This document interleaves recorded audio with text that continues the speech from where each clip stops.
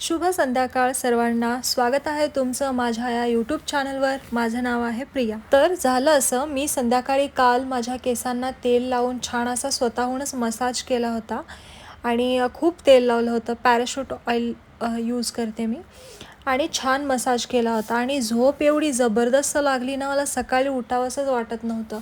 तरी पण मी सकाळी उठली होती. ज्या पण सकाळच्या नॉर्मल फॉर्मॅलिटीज होत्या त्या सगळ्या कंप्लीट केल्या आणि मी परत झोपी गेली आणि झोपली होती ती डायरेक्ट मी 4 तासानंतर उठली. आणि आज ऑफिसला सुट्टी होती, मी घेतली होती म्हणून. आज मी एवढी झोपली ना, एकदम मला फ्रेश वाटतं असं उठल्यावर. उठले आणि मग आंघोळ केले, मग मी केस धुतले आणि मग आंघोळ करायच्या अगोदर मी हे एवढे बादली भरून कपडे धुतलेत आणि अजून काही कपडे उरलेले आहेत, ते नळावर आतमध्ये आहेत तसेच. आता या कपडे सुकवायच्या स्टँडवर जेवढे बसतात तेवढे सुकायला इथे मी टाकते आणि मग बाकीचे जिकडे जागा भेटेल मग तिकडे मी अशी कपडे टाकणार. मी कालच्याच व्हिडिओमध्ये दाखवले होते की मी एवढे सगळे कपडे धुवायला टाकलेत म्हणून.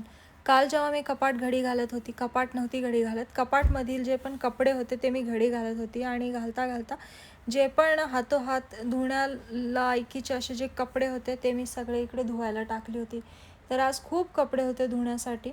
सो सगळे कपडे मी गरम पाण्यामध्ये सर्फमध्ये टाकून छान भिजायला ठेवले होते आणि भिजून झाल्यावरती मग आंघोळीच्या अगोदर सगळे कपडे स्वच्छ असे धुवून घेतले आणि सगळे कपडे सुकवायला टाकले. नंतर इकडे दिवाबत्ती केली आणि मग मी खाली गेली होती भाजी आणायला.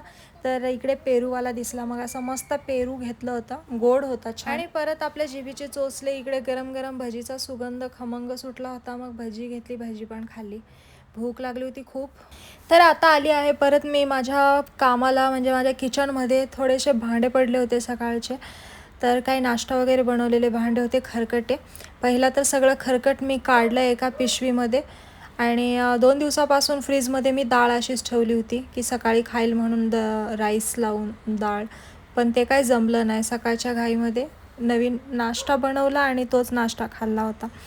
तर मग आता ती डाळ परत फेकून दिली मी आणि बाकी सगळे भांडे सगळे तर घासून घेते. आणि मी आता खाली गेली होती भाज्या आणायला. भाज्या एवढ्या महाग होत्या, बाप रे बाप काय सांगू. म्हणजे जेवढ्या भाज्या पालेभाज्या आहेत त्या तर आहेतच महाग. कोथिंबीरची जुडी पण परवा स्वस्त झाली होती, म्हणजे 20 रुपयाला झाली होती, आता परत ती 40 रुपयाला जुडी झाली. मग मी कोथिंबीरची जुडी घेतली, हिरव्या मिरच्या घेतल्या, अद्रक. तर वांगी होती परवाची, मग आज मी वांगं आणि बटाटा मिक्स करेल असा विचार करते. तर मग मी आली बाजारामधून. आता मग मी हे ओटा वगैरे सर्व साफ केले. आज गॅस धुवायची माझी इच्छा नाही आहे जरा पण. काल धुतला होता तर आज असंच ठेवलं मी गॅसला आणि सुक्या कपड्यांनी फक्त पुसून घेणार. एवढं घाण पण झालेलं नाही, पण जिकडे घाण वगैरे वाटतं ते स्वच्छ पुसणार आणि मग बाकीची भांडी अशी खळाखळा धुवून मग परत पूर्ण सगळी भांडी लावून घेणार. आणि आज गुरुवार, पूर्ण पुण्यामध्ये पाणी जाणार म्हणून कालच बातमीला आलं होतं, म्हणून मग त्याचमुळे मी आज सगळे घरातले कपडे स्वच्छ धुवून घेतले. सगळे म्हणण्यापेक्षा जे माझे पडले होते धुण्यासारखे सगळे तेच कपडे स्वच्छ धुतले. तोपर्यंत पाणी होतं आणि आताही पाणी आहे. तर मग बाकी अजून पाणी पिण्यासाठी वगैरे लागतो म्हणून मग 2-4 बाटल्या पण भरून ठेवल्या. तर अक्षय तर अजून आला नव्हता ऑफिसमधून, तर तो यायला लेट होईल म्हणून कॉल करून परत सांगितला. त्याचा फ्रेंड आला होता, तर बऱ्याच दिवसानंतर त्याचा फ्रेंड आणि ते भेटणार होते म्हणून मग लेट होईल बोलला. म्हणून मला बोलला की जेवण वगैरे करून घे. तर मग मी जेवणामध्ये काय बनवते, इकडे चपात्या आहेत. तर चपाती तर नाही बनवणार आहे, तर मग मी बनवते राईस पहिला मी स्वच्छ पाण्याने धुवून घेते. व्हाईटवाला राईस लावणार आहे एक साईडला. आणि जशी लग्नामध्ये बटाटा आणि वांगी मिक्स अशी भाजी भेटते नाही का, तर तशीवाली बटाटा आणि वांग्याची मिक्स भाजी बनवणार आहे. ते मला सफेद राईससोबत खायला खूप आवडते. आणि मग अक्षय आल्यावरती चपाती, राईस आणि भाजी खाईल.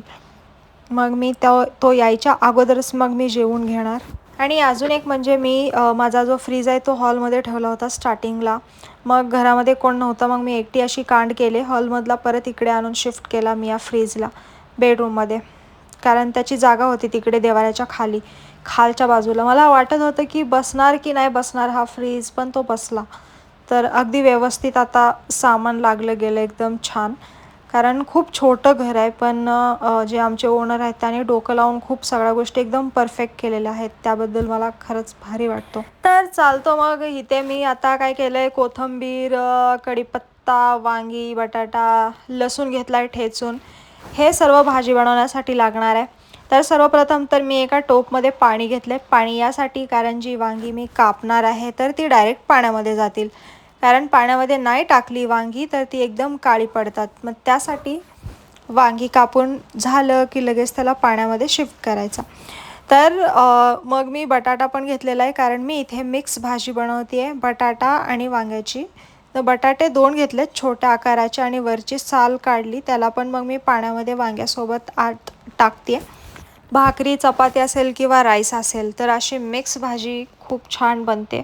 तर म्हणून मला वांगा आणि बटाट्याचं कॉम्बिनेशन खूप आवडतं आणि ते लहानपणापासूनच आवडतं. म्हणून आज मी वांगं आणि बटाट्याची मिक्स भाजी बनवते. आणि ही भाजी आमच्या घरामध्ये महिन्यातून एकदा तरी मी स्वतःहून बनवते, कारण चवीला चांगली लागते. काही हरकत नाही ना भाकरी चपात्यांसोबत खायला. आणि लायटरचा तर इश्यू झाल्यामुळे नेहमी काडी इकडनं तिकडे लावत बसावं लागतो. मी आणणार आहे लवकरच नवीन लायटर डीमार्टमधून. तर आता मी एक साईडला इथे कढई ठेवते भाजी बनवून घ्यायला. आणि हे जे तेल आहे काल अळूवडी तळून उरलेलं तेल आहे, अजून ते 2 दिवस असंच जाईल.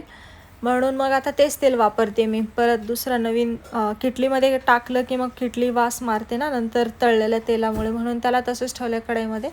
जेव्हा ते संपेल मग तेव्हा कढई घासून ठेवायची. तर उद्यापर्यंत ते तेल संपून जाईल. सो मी कढईमध्ये पहिले 1.5 चमचे तेल टाकले, त्यामध्ये मग लसूण टाकले, जिरे वगैरे काय टाकली नाही. आणि एक गोष्ट अशी झाली की माझ्याकडून मला माहीत नव्हतं की शेंगदाण्याचा कूट आहे की नाही. तर पहिला मग मी भाजी सगळी बनवून घेतली, नंतर आठवलं की मला यामध्ये दाण्याचा कूट पण टाकायचा आहे. मग मला परत एक्स्ट्रा कुटाणा करावा लागला, पण ठीक आहे हरकत नाही. आणि अजून एक गोष्ट म्हणजे मी मार्केटमध्ये एवढे टोमॅटो वगैरे आणली आणि घाईघाईमध्ये मी भूक लागली होती ना, पटापट बनवायचं होतं, म्हणून मग मी टोमॅटो विसरले टाकण्याची यामध्ये. नंतर मी जेव्हा बघते पूर्ण भाजी रेडी झाल्यावर समजतो मला की बापरे, मी तर यामध्ये टोमॅटो टाकलेच नाही. मग असंच राहून गेलं ते. सो समोरून दाखवते मी तुम्हाला. हे बघा अशी भाजी दिसते पाणी न टाकता. यामध्ये बटाटे, वांगी कापून टाकलेत, लाल तिखट, मीठ, हळद टाकली आहे, असं छान. आणि अशी सुक्या पण तुम्ही जर वाफवून घेतला तरी ती भाजी खूप चवीला लागते. कुठे प्रवासात जायचं असेल तर अशी भाजी घेऊन जावा, खूप भारी लागेल. सो मी यामध्ये पाणी टाकणार आहे कारण मला सुकं नाही आवडत.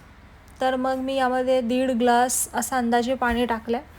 आणि मला खरोखर कोथिंबीर कापता तर येतच नाही, तरी पण मी या प्लेटमध्ये आता कोथिंबीर घेतलेली आहे धुवून स्वच्छ. कोथिंबीर मात्र भारी भेटली मला, गावरान, एकदम सुगंध येत होता पूर्ण. आणि कुठल्या पण भाजीला कोथिंबीर असेल तर त्या भाजीची चव एकदम दुप्पट बनते असं तरी मला वाटतो. आणि मला खरोखर खूप भूक लागली होती. आता मी मार्केटमध्ये पेरू, भजी वगैरे खाल्लं होतं, तरी पण मला जोपर्यंत घरातलं भाजी भाकरी चपाती नाही खात किंवा राईस नाही खात तोपर्यंत मला भूक पूर्ण कंप्लीट झाल्यासारखी वाटतच नाही. तर मग पटकन आता जेवण करणार आहे. तर त्या अगोदर इकडे माझा आता रस्सा बनत आला आहे, पण त्यामध्ये मी थोडे शेंगदाणे भाजून त्यामध्ये थोडासा कूट बनवून टाकणार आहेत, जेणेकरून त्याला अजून चांगली चव येते. म्हणजे जास्त पानसट नाही वाटणार आणि चव पण छान येते तशी. आणि इकडे काळी कढई ठेवली, त्यामध्ये सगळेच शेंगदाणे टाकले, म्हणजे नंतरच्या वेळेस नंतर कुटाणा नको परत बनवत बसायला. आताच मी सगळा कूट बनवून ठेवते एका डब्यामध्ये. सो तोपर्यंत मला जेवढे भाजीला लागणार आहेत तेवढे शेंगदाणे मी ते घेतलेत आणि कूट बनवून या कढईमध्ये टाकलं. सो मस्त असा गरम गरम रस्सा आता रेडी होत आहे. आता याला उकळवून घ्यायचं, नाहीतर असाच कच्चापणा राहतो आणि मग ते एवढं चव नाही लागत. पूर्ण उकळवून घ्यायचं 5 मिनिटे. आणि मग मी आता जेवण करायला घेणार आहे गरम गरम.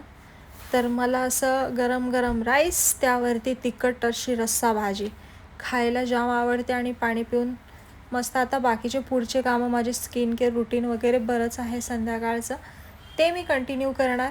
हा व्हिडिओ तुम्हाला कसा वाटला मला एक कमेंट करून नक्की सांगा. आणि मला माहिती तुम्हाला पण असं वाटत असेल की मी आळस आल्यासारखं बोलत आहे, कारण माझे बाकीचे व्हिडिओ जर तुम्ही बघितलात तर एवढं मी आळशीसारखी नाही बोलत. पण मला खरंच आळस आलेला आहे, कारण मी आज झोपली आहे 4 तास.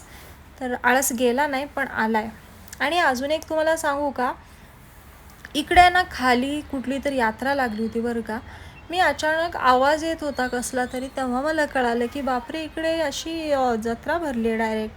म्हणजे मी खालून एवढं सामान वगैरे घेऊन आली वरती, तेव्हा काहीच नव्हतं आणि तर आता बोलायची जरा पण माझी तोंडामध्ये ताकद नाही राहिली. मला खूप झोप येते आता. गुड नाईट, बाय, भेटू उद्या.